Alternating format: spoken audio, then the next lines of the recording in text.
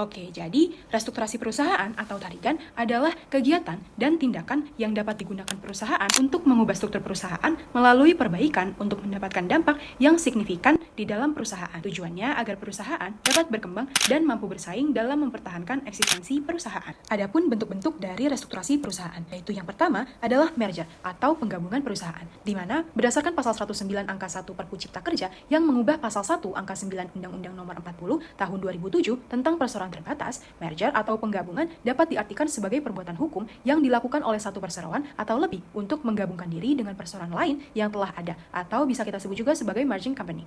Nah, mengakibatkan aktiva dan pasiva dari perseroan lain yang menggabungkan diri beralih karena hukum kepada perseroan yang menerima penggabungan atau surviving company, dan selanjutnya status badan hukum perseroan yang menggabungkan diri berakhir karena hukum. Adapun faktor-faktor penyebab dari terjadinya merger. Yang pertama, meningkatkan nilai dan menciptakan kerjasama, di mana ketika dua perusahaan bergabung, umumnya akan menciptakan dampak positif bagi perusahaan, baik dari segi pendapatan atau dari segi lainnya. Yang kedua, memperluas pasar. Merger dapat membantu perusahaan memperluas pasarnya, baik secara geografis maupun secara produk atau layanan. Yang ketiga, meningkatkan efisiensi operasional, seperti mengurangi biaya produksi dan biaya pemasaran. Yang keempat, memperoleh teknologi baru sehingga dapat mempercepat inovasi tanpa harus membangun sedari awal.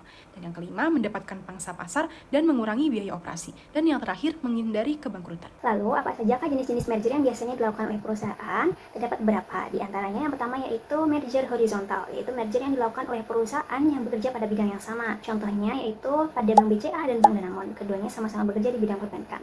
Kemudian yang kedua ada merger vertikal, yaitu merupakan merger yang dilakukan oleh perusahaan dengan buyer atau sellernya. Contohnya itu ada pada Amazon.com yang merupakan perusahaan e-commerce dengan Whole Foods Market yang merupakan supermarket organik. Kemudian yaitu ada conglomerate merger, yaitu penggabungan dua perusahaan yang bekerja pada bidang yang sama tetapi tidak memproduksi barang atau jasa yang sama. Contohnya itu ada pada Computing Telkom Inc. yang memproduksi headset dengan Broadcom yang memproduksi chip dan nirkabel. Keduanya itu merupakan dua perusahaan yang bekerja pada bidang semikonduktor.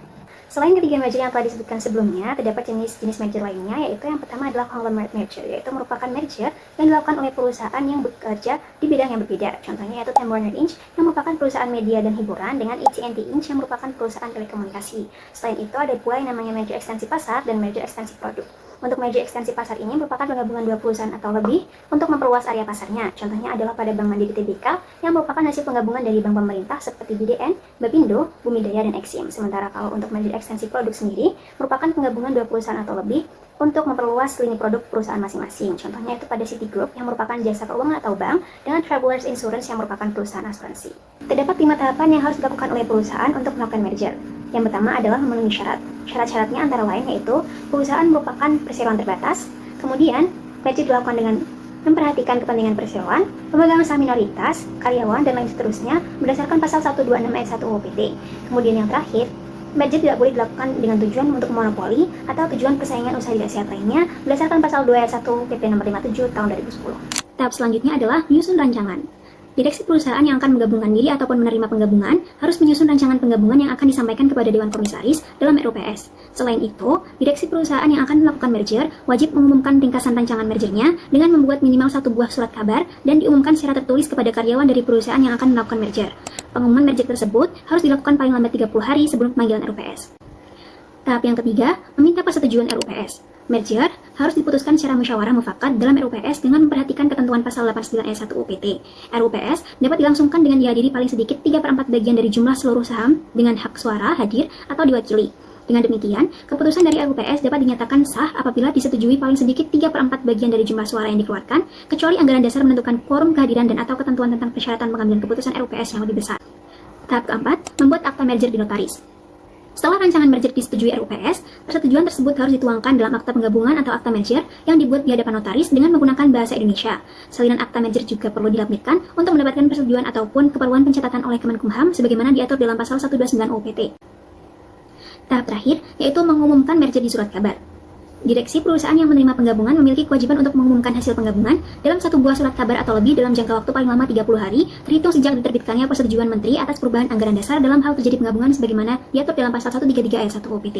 Oke, kita lanjut pada kelebihan dari merger itu sendiri, di mana yang pertama, terdapat penambahan modal karena bergabungnya dua perusahaan. Yang kedua, menciptakan kerjasama yang baik, yang nantinya akan menghasilkan keuntungan yang lebih besar. Yang ketiga, meningkatkan likuiditas, karena dengan bergabungnya suatu perusahaan akan membuat saham lebih mudah diperoleh. Yang keempat, saling melengkapi kelemahan. Yang kelima, proses lebih sederhana dan hemat biaya. Yang keenam, keunggulan market power karena memiliki posisi pasar yang lebih kuat. Dan yang terakhir, meningkatkan valuasi investor, di mana nilai perusahaan meningkat sehingga banyak investor yang tertarik. Di sisi lain, terdapat beberapa resiko dari merger itu sendiri. Seperti yang pertama, integrasi budaya yang kompleks karena dapat memicu konflik internal. Yang kedua, risiko hukum dan regulasi, seperti halnya merger bisa ditolak oleh otoritas anti monopoli atau KPPU. Yang ketiga, potensi monopoli pasar. Yang keempat, kerjasama tidak terwujud. Yang kelima, gangguan operasional bisnis karena memakan waktu dan sumber dayanya. Yang keenam, kehilangan kepercayaan stakeholder hingga resiko pemecatan dan PHK. Oke, selanjutnya adalah akuisisi. Dalam literatur bisnis, akuisisi adalah pengambil alihan kepemilikan suatu perusahaan oleh perusahaan lain.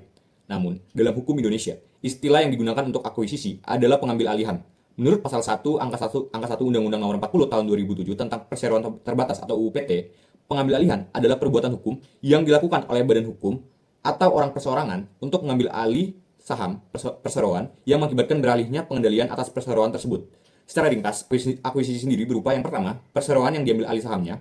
Kedua, badan hukumnya tidak bubar atau berakhir. Ketiga, hanya perubahan pengendalian. Dan yang keempat, aktiva dan pasiva perseroan yang diambil alih tetap ada pada perseroan yang diambil sahamnya. Faktor-faktor penyebab akuisisi. Umumnya terjadi akuisisi itu disebabkan oleh beberapa faktor atau motif. A. Motif strategis dan penguasaan pasar. Pertama, itu ada peningkatan pangsa pasar, di mana mengakuisisi kompetitor langsung agar perusahaan itu memiliki kendali lebih besar atas harga dari pasar dan juga mengurangi persaingan. Kemudian, itu ialah untuk keamanan rantai pasok atau supply chain security, di mana dengan mengakuisisi perusahaan, pemasok bahan baku atau perusahaan distributor. Tujuannya itu ialah agar pasokan bahan baku selalu aman, juga harganya stabil serta tidak bergantung pada pihak ketiga. Kemudian, ialah untuk melompati hambatan masuk atau barrier to entry. Ketika memasuki pasar atau negara baru, tentu seringkali terhambat oleh regulasi asing, loyalis merek lokal, atau biaya promosi yang mahal. Itu, dengan membeli perusahaan lokal yang sudah punya nama, merupakan salah satu jalan pintas. B. Motif ekonomi dan efisiensi. Pertama, adanya skala ekonomi.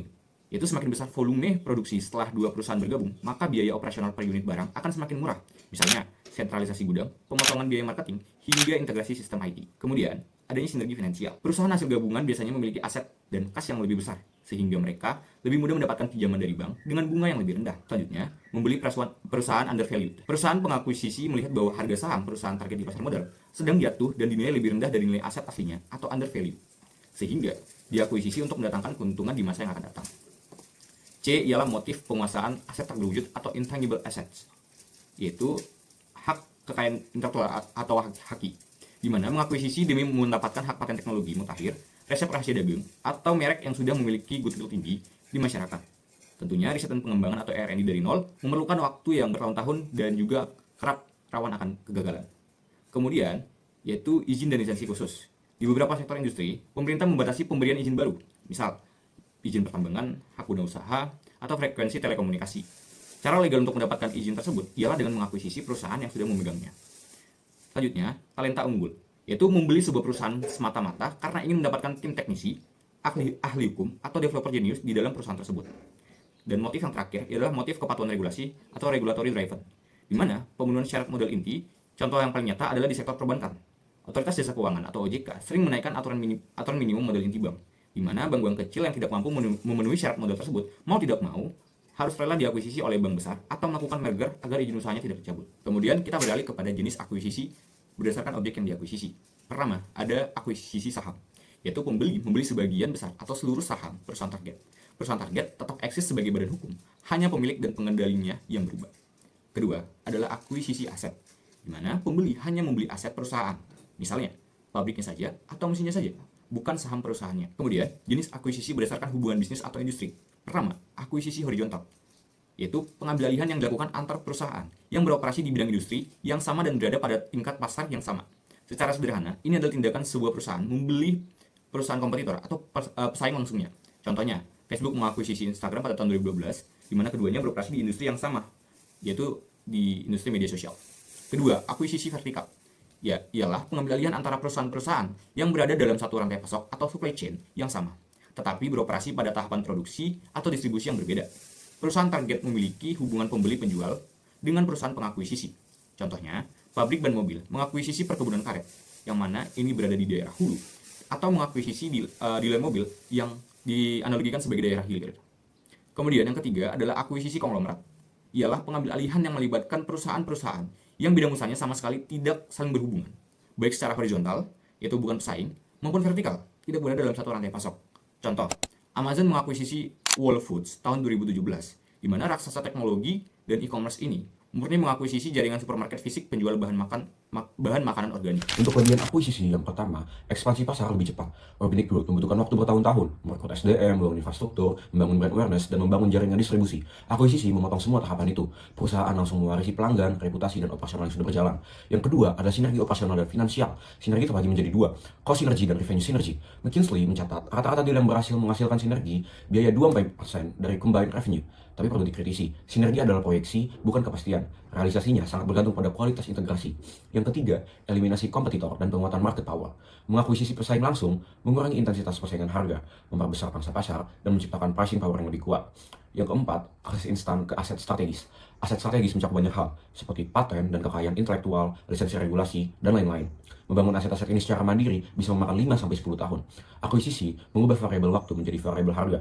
Pertanyaannya bukan bisa atau tidak, melainkan berapa yang bersedia dibayar. Yang kelima adalah diversifikasi risiko portofolio bisnis. Ketergantungan pada satu lini produk atau segmen pasar menciptakan risiko konsentrasi tinggi. Akuisisi ke sektor atau geografi yang berkorelasi rendah dengan bisnis inti memungkinkan perusahaan meredam volatilitas pendapatan. Untuk kekurangan akuisisi adalah, yang pertama, biaya tinggi dan risiko overvaluation. Acquire hampir selalu membayar acquisition premium, rata-rata 20-40% di atas market.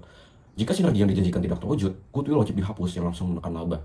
Lalu yang kedua adalah benturan budaya organisasi. Culture clash adalah penyebab kegagalan integrasi yang paling sering diremehkan saat negosiasi. Perbedaan dalam struktur pengambilan keputusan, lalu toleransi resiko, cara komunikasi, dan nilai-nilai organisasi memicu resistensi kualitas dan penurunan kinerja karyawan. Lalu yang ketiga adalah kompleksitas integrasi penggabungan. Penggabungan sistem ERP, platform IT, SOP produksi, dan rantai pasok kedua perusahaan adalah proyek transformasi skala besar. Biaya dan waktu yang dibutuhkan hampir selalu melebihi estimasi awal. Lalu yang keempat adalah hambatan regulasi seperti persetujuan KPPU, OJK, dan sektoral. Di Indonesia, akuisisi tunduk pada pengawasan berlapis, KPPU, OJK, hingga regulasi sektoral seperti Kominfo dan Kementerian SDM.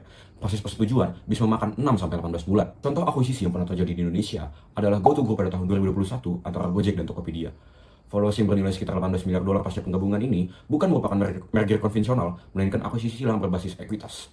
Masing-masing pihak saling memegang saham di entitas baru. Motif utamanya adalah sinergi ekosistem mobility yang dimiliki oleh Gojek, lalu commerce yang dimiliki Tokopedia, dan payments yang dimiliki oleh GoPay yang dapat meningkatkan daya tawar terhadap investor menjelang IPO dan konsolidasi untuk menghadapi tekanan Grab dan Sea Group. Tantangannya nyata, integrasi dua platform teknologi berskala masif dengan budaya startup yang berbeda.